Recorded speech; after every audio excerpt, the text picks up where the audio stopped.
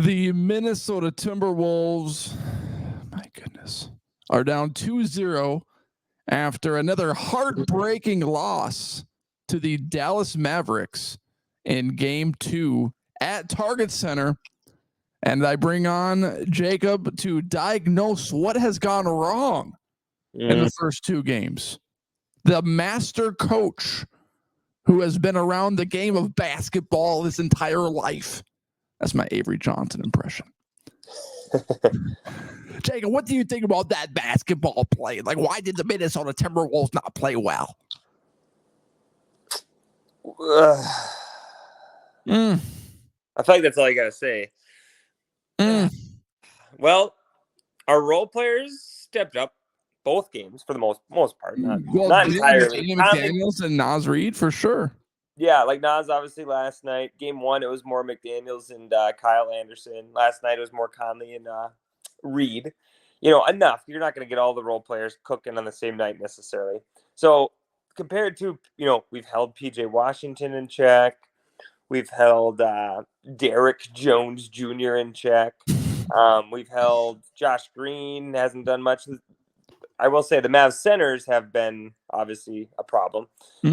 But for the most part, the bench has been doing their job. It comes down to, are your 2 stars better than our 2 stars?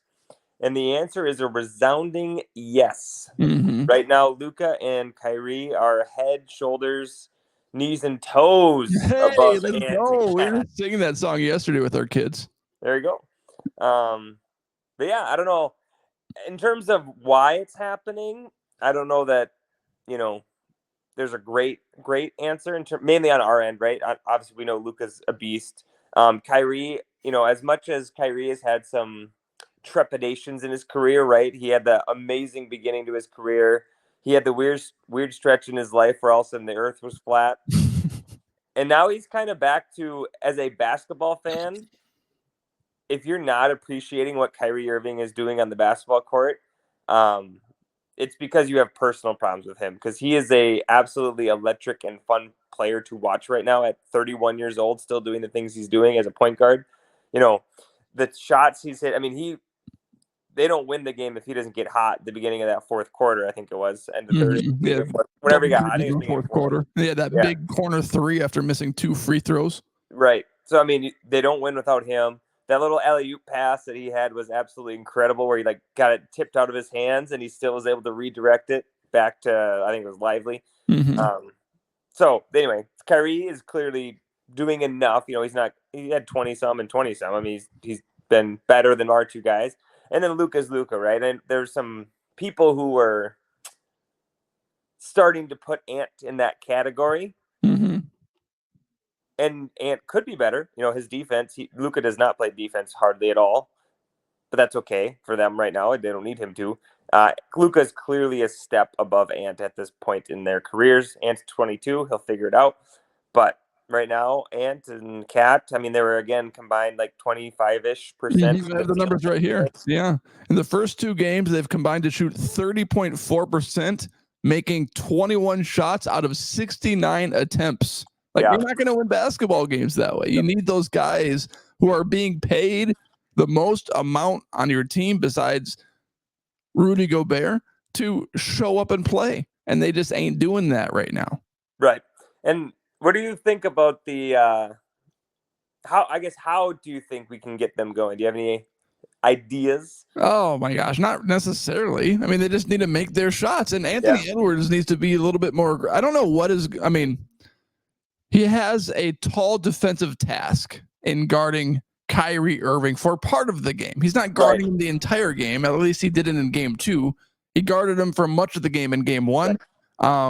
But offensively, we are so reliant on Ant to create for himself and for others, because other than him, we don't really have any other shot creators on the team. Karl-Anthony Towns, when he gets doubled, he can pass out of a double. Rudy Gobert is not doing that. Jaden McDaniels isn't doing that. And Mike Conley can do a little bit with Rudy Gobert out of the pick and roll. But besides that, he's not really creating for anybody else. So Anthony Edwards he just looks exhausted. Going back to game one of the first quarter, I turned towards my wife and said, man, it looks like the fourth quarter with how Anthony Edwards is looking right now. He just looks exhausted. His hands are on his hips. He's walking slowly. He's bent over.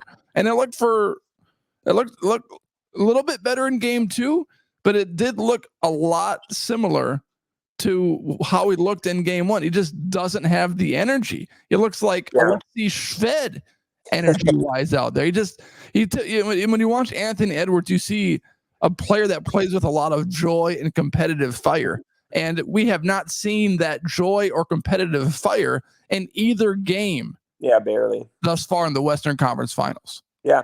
I like the adjustment they made, it seemed, in game two to get him weak side a little bit more. So then he was the one catching kind of like the ball reversal after some drive and kick stuff. And then he got some nice drives out of that. But again, think about Nuggets Ant, right? All those like Michael Jordan-esque shots he was taking, all those mid-range pull-ups and the turnarounds and the fadeaways, or just getting to the rim because the Nuggets don't have rim protection really. Jokic won't do it. So that's part of the difference is instead, when he's getting to the rim now, it's either Lively, who's a long, lean, athletic shot blocker. Totally. Or Gafford, who's not quite as athletic as Lively, but he's almost the same exact thing. The Suns didn't have any rim protection either. No, yeah, you're Nursiv Jurkic or whatever that guy's name is, whatever. Nurkic, there you go. Yeah, he's a lot like Jokic, right? He's big and burly, but they're not rim protectors. They're more, the burly type of center. So yeah, this is the first time Ants ran into, hey, I can't just like go dunk it because there's a 6'11" guy who's pretty athletic standing in the way. But even like, his pull-ups, like he got the last turnover, he got Derek Lively in space. He did his little step through. Now it would have been a tough shot. Yeah. But he kind of got past Lively and could have got off a shot that was in that 8-foot range. It would have been a tough one, but he could have got it off, right? That's what you expect Ant to do, right? He did all of his little fancy footwork, got to the middle of the paint, got Lively to lean a little bit. Then he panic passes it out of bounds, trying to hit Nas. And even the turnover by Jaden McDaniels, I would even put on Anthony Edwards as well. Like he threw the ball to Jaden into the corner. Kyrie slaps his wrist, and the officiating, of course, they call it off Jaden because they can't review the foul. But Anthony Edwards put Jaden McDaniels in a no-win situation. So in the final minute of the game, you have multiple turnovers, which they also did in game one. I think in the final 2 minutes of game one, they had multiple turnovers too. You just can't have turnovers in those crucial points of the game, especially in a close game in the Western Conference Finals. You just can't do it. Yeah, for sure. And so I don't know, the beautiful part about this is you played two mostly, I would say, bad games, and both were single possession games. There's no reason that obviously the task is a lot harder now, but there's no reason why they can't come back and win the series. I don't think I wouldn't put the Mavs like, oh crap, they're head and shoulders above us. I mean, Luka hit a game-winning 3 with 3 seconds left. Anthony Edwards and Towns have combined to shoot 30%. Right. Like no, obviously, could the Mavs just stay hot?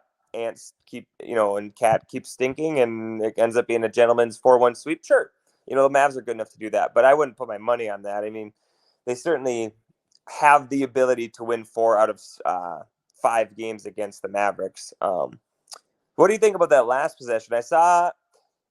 Everybody in offensive, like defensively, Luka shot defensively, and I saw Finch's explanation. So I had a take, and now my take has changed a little bit with Finchy explaining why, but I still don't think I like it. But everybody in the world knew that Luka was going to try to take a 3 there, except for maybe Rudy Gobert. You could just see him even before he got the ball. I told Haley, Luka, his patented in move is to do the little shimmy and then do a little step back and drain the 3. And as soon as he got the ball, you could already see him setting it up because he had a step on Rudy Gobert. And he didn't take it. He crossed over Gobert. He could have went in with his right hand, and he didn't do it. Instead, he got Gobert to try to fall back because he got a step on him, and then he steps back as soon as that happened, and everybody just knew that was going to happen. I predicted it. My brother predicted it. I saw other people on social media say, yeah, I knew that was going to happen. Yep. Luka loves the three. And I hate the matchup with Rudy Gobert in that moment because of what Luka was going to do. Like, Yeah. I get that it was a switch, a pick and roll switch, but Jaden McDaniels could have fought over that screen and got to Luka, or you could double him. You either get Jaden back on his butt, or you double him out of that pick and roll and force him to give it up to one of the big guys to finish it off. Yeah. Inside. Now, like I said, so Finchie explained it after the game, and I at least get what he's doing, because everyone's immediate reaction was, which they did a couple possessions earlier, right? They subbed Kyle Anderson in for Rudy Gobert, so he went a little smaller so they could switch 1 through 5. Mm-hmm. Okay, that's what they were doing for that one possession. And so the immediate reaction was, why is Rudy Gobert in the game? Why don't we, we need to be able to switch 1 through 5, was what most people online were like. Why is Rudy Gobert in the game? If we're going to switch, you're screwing yourself, right? Finch's explanation was, wait, the possession before that, I think it was the exact possession before that, the one where Luka missed that kind of like 15-footer, like kind of little whatever fadeaway, is they were having Rudy basically like force him, like, crowd him so he doesn't shoot a 3, and then force him into the paint. And then at that point, they were going to essentially double him / whatever, right? They were going to crowd him in the paint. So that at worst case, it's a tie, right? That was Finch's explanation. And it worked that last possession, right? He drove into the paint, the second to last possession, I should say. Drove into the paint. He was forced to take like a tough leaner kind of turnaround. Naz Reid contested it like crazy and he missed it, right? So I get his explanation. I just disagree. I think on the last possession, when, to your point, if that situation happens 100 times, how many times is Luka not taking a 3? How many times does that Mavericks possession end with him not shooting a 3-pointer? I don't think it's very high. I mean, I think literally like 95% of the time, he is going to shoot. He's going to shoot a 3, right? That's what I mean. Yeah. Yeah, right. Like, I'm just like, defensively, yeah, okay. If like Conley like sprinted off Kyrie, he's not an idiot. He's going to pass it to Kyrie and let Kyrie shoot or whatever, But almost every single time, down to with less than 10 seconds left, Luka's shooting a game-winning 3 if he can get one off. So again, to the point of, I would take Rudy Gobert off the floor, put in Kyle Anderson or somebody a little more switchable. Kyle's not great, but he can at least hang with Luka enough for a few seconds. Force him. I don't like the whole force him into the paint thing. I would just double immediately. We were texting my buddies, and what is he gonna throw it to Derek Jones Jr. and he's gonna hit a game-winning 3? Great. Then you throw your hands up and say, all right, the Mavs win. He hit a 3. That's just the way. Or even PJ Washington, let him shoot. Who cares? It doesn't matter. Just get the ball out of the superstar's hands somehow. Right.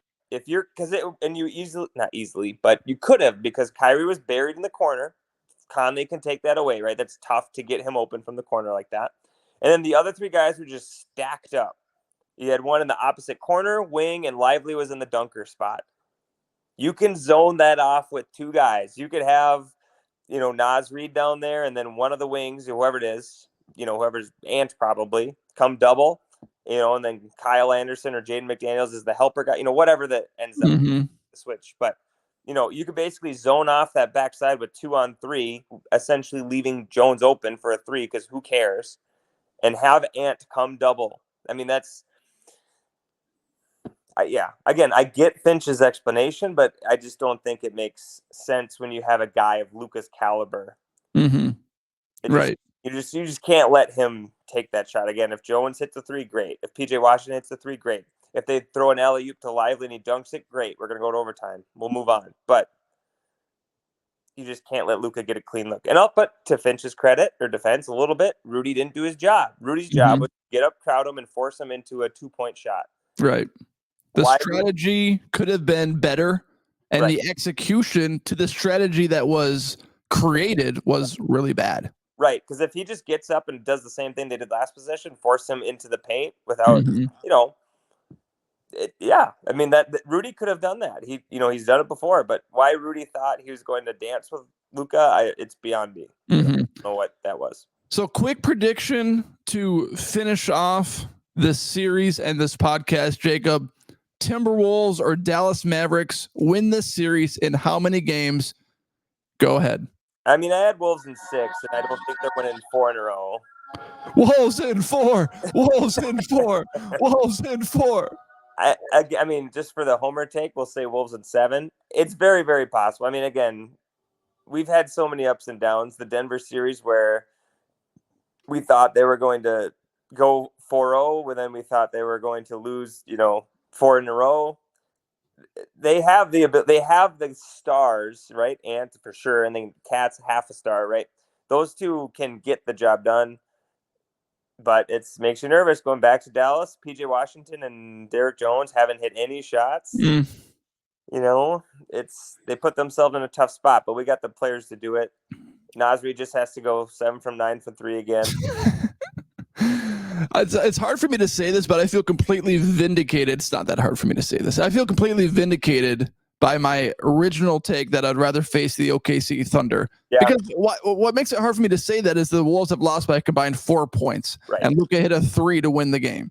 And in game 1, the Timberwolves are up by 4 points with 3 minutes left. Game 2, they're up by 5 points with 85 seconds left. Yep. But I'm being vindicated because I would rather face Shea than Kyrie and Luka. And those are the 2 players that are winning the games for the Mavericks right now. The Timberwolves have no answer. So it's easier to stop 1 star than it is to stop 2 stars. Right. And that's the difference. Because at the end of a game, again, Shea's passing to Giddey or Dort or right. And you can see the experience playing out too. Yes. Like Kyrie's experience and even Luka's experience. He's been in the Western Conference Finals. He's been here before. He's hungry. Yep. They want it. Well, and just even looking, I don't know how hurt Luka is, but the things he's doing well, he's hindered in some way, shape, or form. He's clearly 100%. And they can hide him on defense. He can do his thing on offense. Again, he is a absolute dog who wants to win a title. And I mean, I don't know. Boston's not been impressive. I still think the Mavericks or the Wolves are probably better than the Celtics, I would say. I think a Mavericks-Celtics series would be really good. A what one? A Mavericks-Celtics series. Yeah, it would be. That'd be pretty good. And it seems like that's the way we're going. Brown and Tatum a little bit, maybe guarding Luka, but not Porzingis would be tough. Yeah. Well, he hasn't been healthy all playoff series. Right. He hasn't been playing. Yeah, he hasn't. Right. Without Porzingis, you're saying. Yeah. Not saying if he doesn't come back in time. I don't know. We'll see how fast. I know he's kind of like questionable for this series, so we'll see. But well, Jacob, I know you got to get going to go hit some golf balls. Got an 8 o'clock tea time with the Litchfield boys. So go get them. This little teacher scramble we got going on here. So go get them. Can I just say, having Kevin Harlan on all these games is just a blessing, though.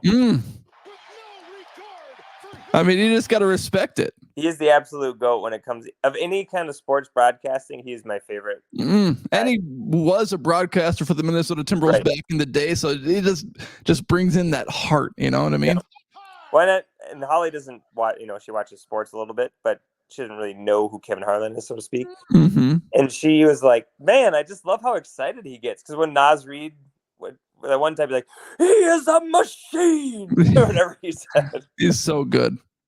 His short bursts of excitement are perfect. Right, and as dumb as this is, his voice, the voice itself is just perfect. Like he just has the voice that just is perfect for what he does. So I guess 100% shout out Harlan. He's listening. We love you, Kevin. Love you, Kevin. All right, Jacob. Thank you for making this podcast a part of your morning.